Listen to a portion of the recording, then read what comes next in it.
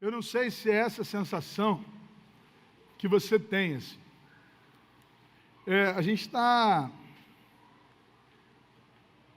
há algum tempo, eu não sei assim, estabelecer quanto tempo, mas você consegue perceber que a gente está há algum tempo falando de crise?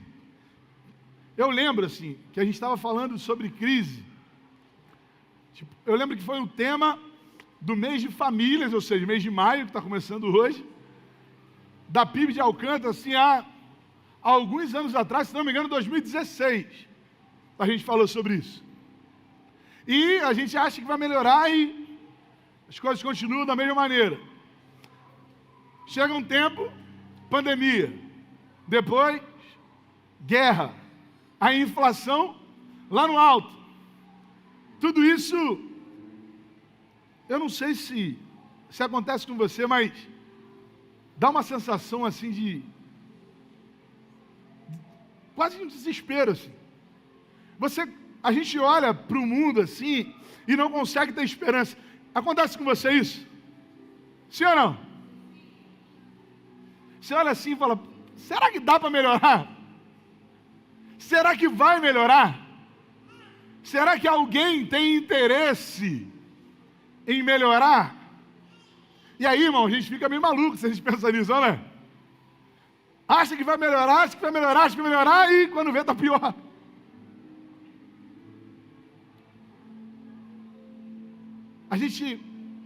Talvez você tenha entrado aqui hoje com essa sensação, sabe? E antes de começar a pregar, eu quero falar uma coisa para você. Talvez a gente esteja vivendo como se isso não fosse uma verdade, mas, irmão, Jesus está voltando, amém? Olha só, lá em Mateus, capítulo 24, Jesus começa a pregar um sermão escatológico. E aí, no capítulo 24 e 25 de Mateus, ele fala sobre isso, mas no capítulo 24, no versículo 6, 7 e 8, ele fala sobre alguns sinais antes da sua volta. E ele fala isso aí, ó, vocês ouvirão falar de guerras e rumores de guerra, mas não tenham medo, é necessário que tais coisas aconteçam, mas ainda não é o fim. Nação se levantará contra nação e reino contra reino. Haverá fomes e terremotos em vários lugares. Você pode ler esse último versículo junto comigo? Vamos ler junto? Vamos lá? Tudo isso...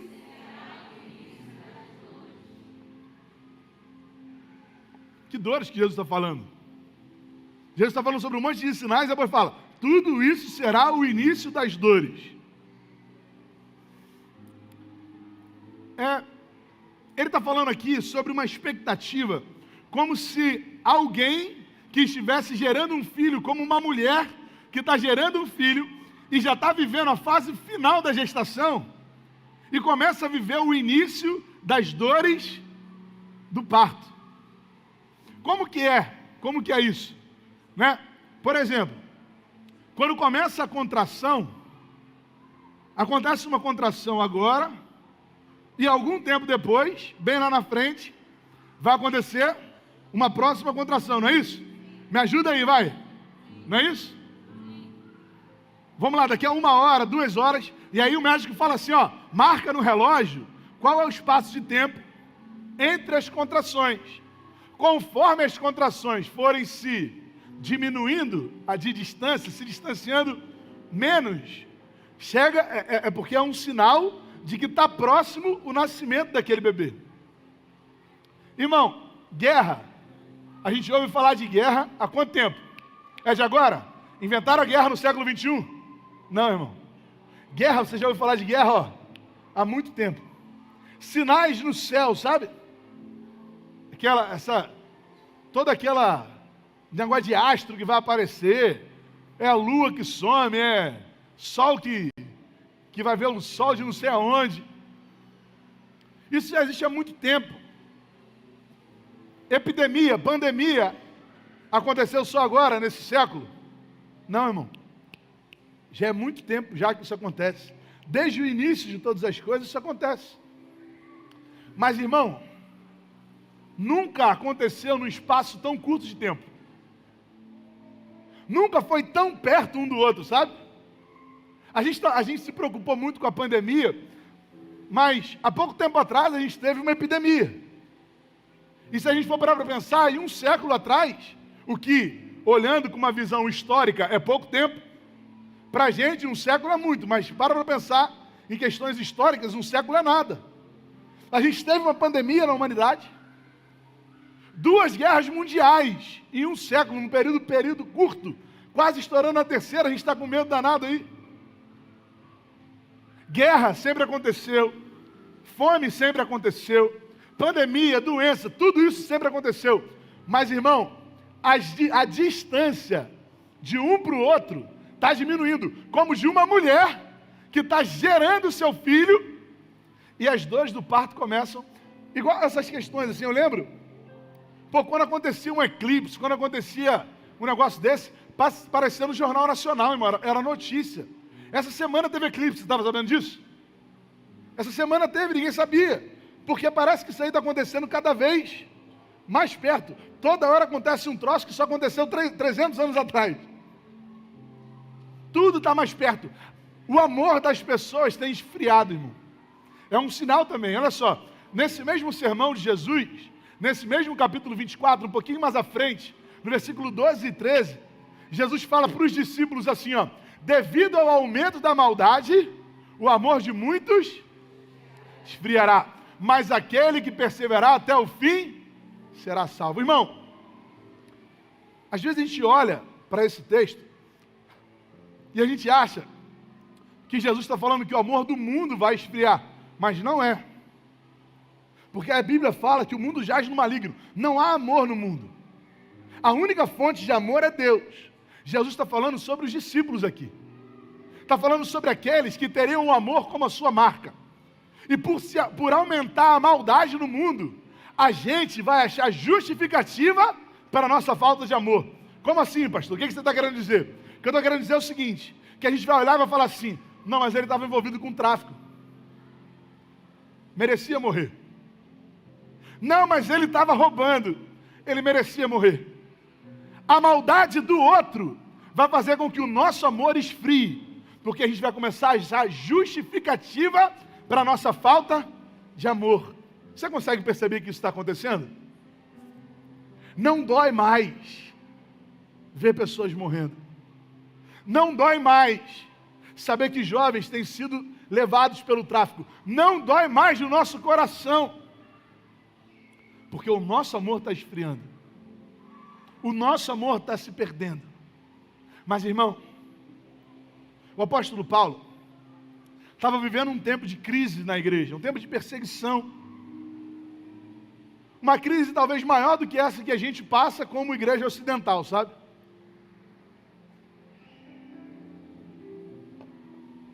E aí ele escreve a uma igreja que estava situada na cidade de Éfeso. E logo no início da carta à igreja de Éfeso, ele fala sobre esperança. Esperança que talvez esteja faltando na gente hoje. Talvez você tenha vindo para cá hoje, irmão, sem esperança de nada. Sem esperança na política, sem esperança na economia, sem esperança no homem, sem esperança na sua família. Talvez essa seja uma realidade sua. E eu quero deixar um recado de Paulo para você. Um recado de Deus para você. Lá em Éfesos, na carta aos Efésios, capítulo 1, verso 18 ao 21. Eu queria ler com você esse texto. Ou melhor, vamos ler junto? Você pode me ajudar nessa leitura? Vamos juntos, vai. Oro também para que os olhos...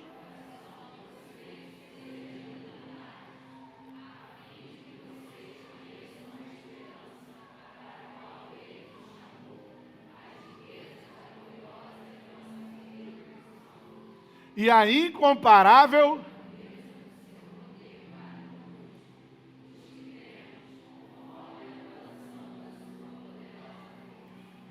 esse poder ele exerceu em Cristo, ressuscitando-o dos mortos,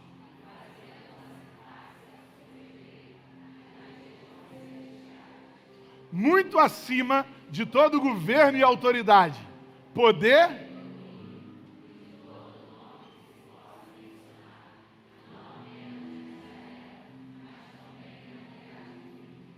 Eu tenho uma missão aqui essa noite. Fazer com que você saia daqui com uma mensagem de que ainda há esperança. Eu sei que eu falei de um monte de situação difícil aqui, né? Eu sei que eu falei de um monte de situação contrária. Mas eu quero dizer também que existe alguém maior do que tudo isso. Existe alguém que supera tudo isso. Tanto nessa era, como na era por vir. Ainda há esperança. Você pode falar só essa frase comigo assim, para você guardar? Não um mantra gospel não, só para você guardar essa mensagem. Vamos lá. Ainda... Não, está fraco, irmão. Mais uma vez, vai. Ainda há esperança, irmão, para quem tem os seus olhos iluminados.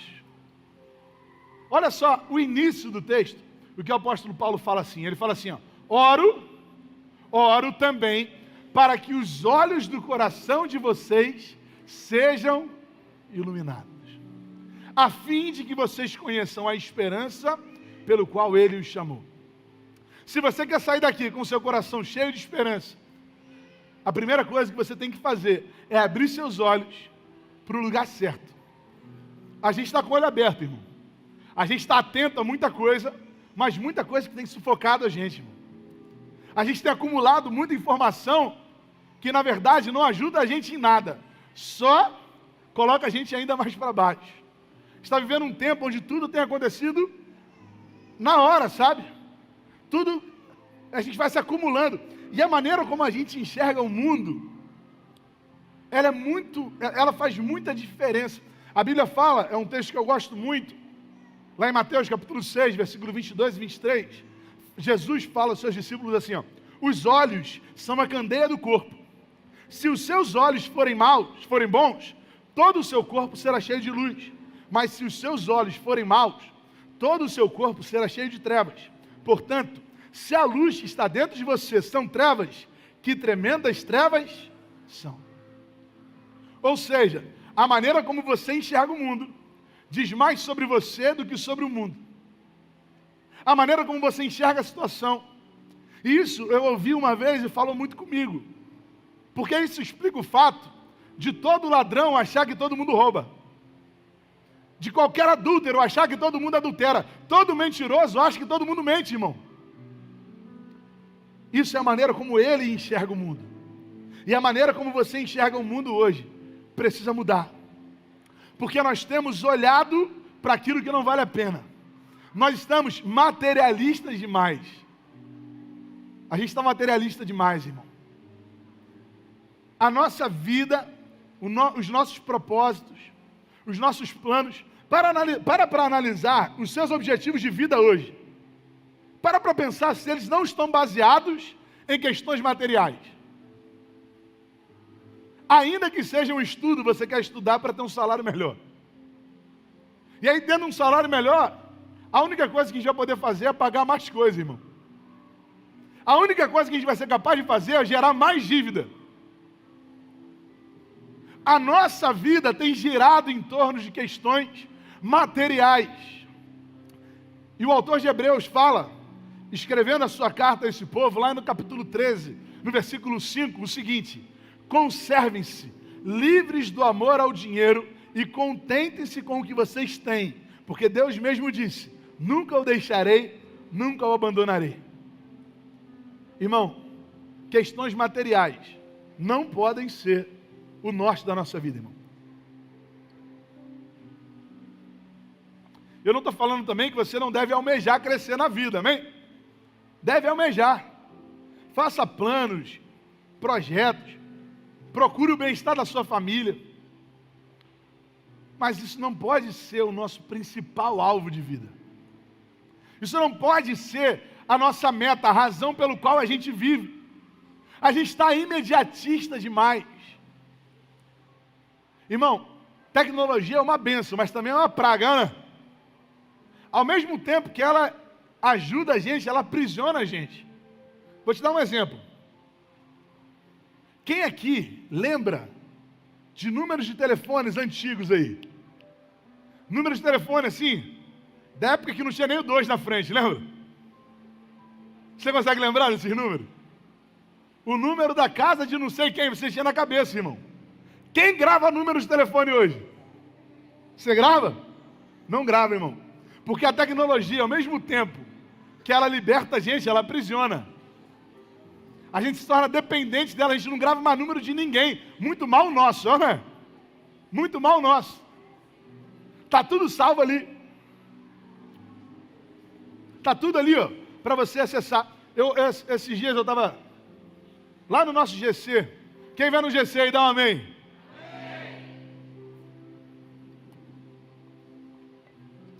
A gente estava no GC essa semana. Se você não sabe o que é GC, é um grupo que a gente tem durante a semana, que a gente reflete um pouco sobre a mensagem ou sobre um estudo específico que a gente faz. E aí lá no GC eu estava falando com um irmão que é empresário. Eu estava falando com ele assim: irmão, a gente está resolvendo coisas o tempo inteiro. A gente estava conversando, né, e ele estava precisando pagar alguém, ele estava fazendo um pix para alguém, para fazer algum pagamento. Aí eu falei: olha só como é que a gente está preso. Se não fosse a tecnologia, a gente estaria tranquilo, porque a gente sabia que só ia poder resolver amanhã. Não adiantava ninguém mandar mensagem, irmão. Não adiantava fazer ligação, podia fazer o que quisesse. Não tinha jeito. Tinha que esperar.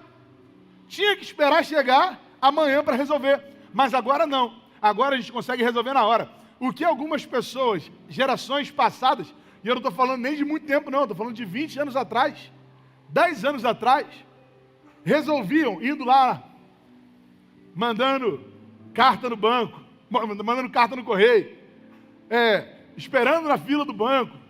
O que todo mundo levava um tempo para fazer, a gente resolve em minutos. Algumas questões que a gente precisaria talvez de uma semana para resolver, a gente está resolvendo demandas de uma semana em um dia. Você acha que isso não vai deixar a gente doente? Guto está ali para falar para todo mundo aí. Você acha que a gente não vai ficar... Você acha que isso não vai sobrecarregar a gente? Nós estamos imediatistas demais. A maneira como a gente tem enxergado o mundo precisa mudar. A primeira coisa que Paulo fala àquela igreja é: eu oro para que os olhos do coração de vocês sejam abertos. Porque só quem pode fazer isso é Deus, irmão. Nenhum estudo faz isso. Nenhuma faculdade faz isso. A única pessoa que pode fazer os seus olhos abrirem é Deus. Tem um momento que Eliseu está ali, acaba de acordar, na casa de profetas, assim. Eu fico imaginando Eliseu saindo da casa, indo lá, escovar o dente, lavar o rosto. E aí quando ele chega do lado de fora, ele vê um aluno dele desesperado, porque tinha um exército cercando a casa para matar Eliseu. E quem estivesse ali na casa, na verdade, né? Todo mundo junto. E aí, Eliseu sai tranquilo, irmão. Porque os olhos de Eliseu já percebiam o que estava acontecendo. E aí a oração de Eliseu é o seguinte: Senhor, abra os olhos dele para que ele veja. Eliseu não era capaz de abrir os olhos. Aquele rapaz não era capaz de abrir os olhos. Mas Deus, que agiu naquele tempo, que age hoje, que está aqui, irmão, Ele quer abrir os seus olhos para você deixar de ser materialista. Para a gente, eu não vou te acusar não, né? Não vou apontar o dedo para você, mas para a gente deixar de ser materialista, imediatista, para a gente enxergar aquilo que realmente importa, aquilo que realmente vale a pena. Porque o que é impossível para os homens é possível para o Senhor. Ainda existe uma esperança, irmão. Ainda existe uma esperança para aqueles que têm os seus olhos abertos. Ainda existe uma esperança para aqueles que creem. O texto que a gente leu fala: e a incomparável grandeza do seu poder para conosco, os que cremos. E a incomparável grandeza do seu poder para conosco, os que cremos. Coisa difícil é viver sem fé. Coisa difícil, irmão, é olhar para esse tempo sem perceber que existe alguém maior que governa todo esse tempo. Sem entender, sabe? A gente se sente muito impotente. Eu não sei se você tem essa sensação, mas eu tenho. A gente se sente impotente diante de uma questão global. A gente se sente impotente diante de um problema, de um diagnóstico, de uma doença. A gente se sente impotente diante de uma crise financeira. A gente se sente impotente diante da morte. Porque além da gente se sentir impotente, eu queria contar uma coisa para você. Nós realmente somos. A gente não só se sente, a gente é incapaz. A gente não é só uma sensação, é uma realidade. Nós não temos o controle de nada, mas servimos a um Deus que controla tudo. Nós não somos capazes, mas Ele é. Jesus, quando foi lá visitar Lázaro e as suas irmãs, ele tem uma conversa muito importante com Marta. E lá em João, no capítulo 11, no versículo 26, ele fala o seguinte: todo aquele que vive e crê em mim, nunca morrerá. Repara nessa frase, olha só, dá aqui para você. Então você pode olhar para ela assim, quantas vezes você quiser. Todo aquele que vive e crê em mim, nunca morrerá. Como assim, pastor? Nunca morrerá. Primeiro, que tem muita gente vivendo morto. Tem muita gente vivendo sem ter pelo que viver. Jesus está falando de alguém que vive crendo em algo. Crendo em algo que realmente vale a pena. Crendo em algo que realmente tem uma razão de a gente dedicar a nossa vida. Aquele que vive e crê em mim. Irmão, quanta gente está vivendo desenganada aí pela própria vida?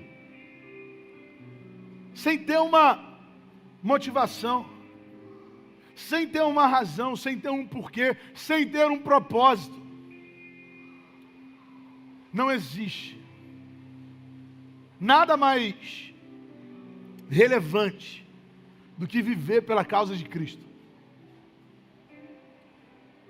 O seu problema e o meu problema não é a falta de dinheiro, porque isso aí sempre vai acontecer.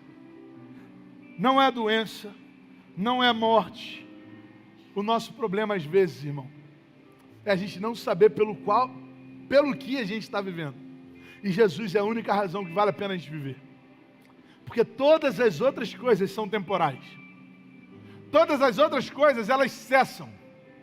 Todas as outras coisas acabam. Pelo que você está vivendo? Já parou para pensar nisso? Já parou para pensar que daqui a alguns anos você já não vai mais estar aqui? E isso não é uma novidade para ninguém.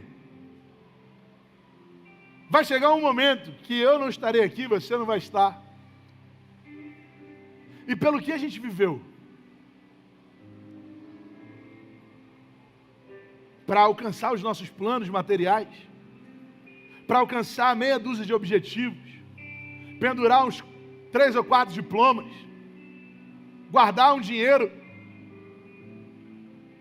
Irmão, existe gente que não está deixando nenhum real de herança, mas está deixando um legado na vida daqueles que estão à sua volta. Está deixando um legado que vale a pena ser carregado, porque esse legado não é sobre a própria pessoa, é sobre Jesus. O que Paulo está falando aqui é que ainda existe uma esperança, ainda existe uma razão para acreditar, porque Jesus Cristo vive, irmão.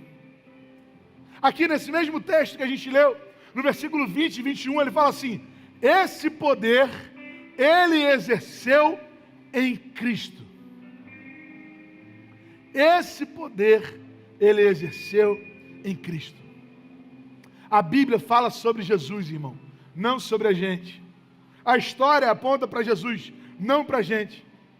A expectativa dos profetas estava em Jesus. A alegria dos discípulos estava em Jesus. A esperança dos cristãos está em Jesus. Ele que é o centro, não a gente. Ele que vale a pena, não a gente. Mas aqui que está o grande segredo. Cristo sendo o centro de todas as coisas, sendo aquele que nós damos. Bota o versículo 21, por favor, Alex. Olha o que a Bíblia está falando sobre Jesus.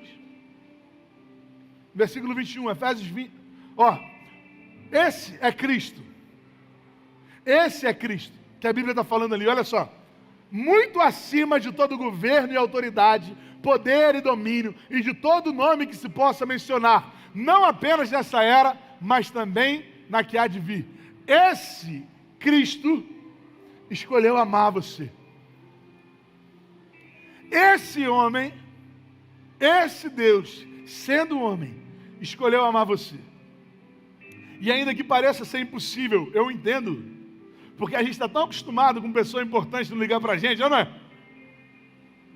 A pessoa vai ficando importante e não vai ligando mais para os amigos e tal, vai se distanciando. A gente está tão acostumado a gente grande não olhar para a gente, que quando a gente olha para Cristo, a gente fala assim, ó, eu tenho facilidade em acreditar que Ele existe, eu não tenho facilidade em acreditar que Ele se importa comigo. Eu até aceito que existe um Deus Criador, eu só não acho que Ele olha para mim. Irmão, se fosse assim, Cristo estabeleceria grandes instituições. O período de Jesus Cristo na terra não foi governando uma nação, não foi derrubando ou construindo um império. O tempo de Jesus na terra, Ele investiu em Pedro, Ele investiu em João, Ele investiu em Tiago, Ele parou a caminhada para curar uma mulher com fluxo de sangue, Ele ouviu o pedido do centurião de Cafarnaum, Ele atendeu o clamor de uma mulher cananeia. O Cristo que nós servimos não é um Deus impessoal, é um Deus que ouve a sua oração, e por isso nós temos razão para nesse tempo ainda termos esperança. Não em governo, não em economia, não em homens, não em estratégias, não em coaches, não em cursos online, não em possibilidades. A nossa esperança, se ela ainda existe, ela está no Senhor. Porque se não for nele, na verdade não tem como ela existir. Você vem para cá sem esperança hoje, irmão? Você vem para cá hoje com seu coração apertado? Você vem para cá questionando se Deus estava ouvindo a sua oração ou não? Eu não sei como Ele vai responder. Eu não posso mentir para você. Eu não posso chegar para você e falar que Deus vai fazer a sua vontade. Porque Deus só tem comprometimento com a vontade dEle, irmão. Quem ora certo, ora assim, ó, seja feita a tua vontade. Deus tem comprometimento com a vontade dEle, que é boa, perfeita e agradável. Mas é para a glória dEle, não nossa. O que a gente faz é ter a certeza de que Ele continua no controle de tudo. Para de tentar fazer tudo sozinho. Você não está percebendo que a gente está sendo pressionado? Que a gente já não está mais aguentando, a gente está com a corda no pescoço, irmão. Depressão, ansiedade, preocupação, dificuldade para dormir, dificuldade para lembrar das coisas, dificuldade para fazer escolhas. Porque a gente não aguenta, irmão, é insano. Nós não fomos feitos para isso. Mas eu queria te convidar a elevar os seus olhos para os montes, porque você pode ter certeza, irmão, que é de lá que vem o seu socorro. Eu quero te convidar a confiar que existe um pastor que não vai deixar você sentir falta de nada. A única coisa que eu e você precisamos fazer é acreditar nele, irmão. A gente acredita em Deus até um ponto, sabe? Até certo ponto a gente acredita, a gente está disposto a ouvir Deus. Mas chega um momento que a gente já... Não, até aqui, ok, daqui para lá, não dá mais. É porque na verdade você não acredita. O nosso Deus, o Deus que você sempre ouviu falar, quer trazer esperança para o seu coração hoje.